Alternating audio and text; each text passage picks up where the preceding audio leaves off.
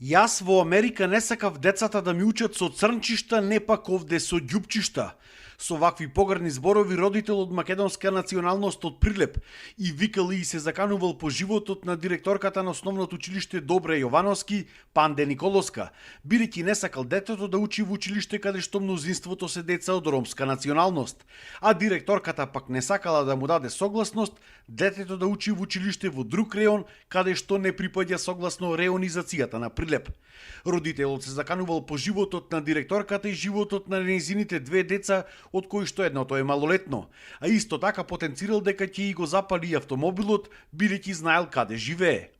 Настанот се случил минатата година, а случајот е веднаш пријавен во полициската станица Прилеп, Министерството за образование, Државниот просветен инспекторат и во Комисијата за спречување и заштита од дискриминација, која што донесе одлука родителот писмено да се извини на директорката, но посебно и на учениците од ромска националност од училиштето, но за жал тој тоа досега се уште не го направил. Во претходните учебни години, откако ќе се започнеше со уписот на ученици во прво одделение, се соочувавме како училиште со големи притисоци, уцени и закани од страна на дел од родителите од македонска националност со цел на нивните деца да им се даде согласност тие да учат во училиште во друг реон. Но јас како директорка во основното училиште Добре Јовановски никогаш не сум исполнувала желби на родители за префрлање на децата во друго училиште. И моите две деца учат тука. Во иднина, училиштето ќе продолжи доследно да го почитува законот и принципите на еднаквост, инклузивност и недискриминација,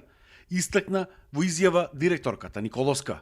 Инаку по жалба на родители роми дека и нивните деца се дискриминирани, Уставен суд пред еден месец донесе одлука дека Добре Јовановски е единствено училиште наведено во претставката каде што нема никаква сегрегација или дискриминација на учениците. Дури има случаи каде што поради квалитетна настава некои ученици веќе сакаат да се вратат назад. Од Добре Јовановски уште еднаш апелираа да нема стереотипи, да не се делат децата по ниту една основа бидејќи сите се исти, а родителите да не вадат лажни лични карти со лажни места на живење, бидејќи со тоа нема да помогнат во запишувањето на нивните деца во друго училиште.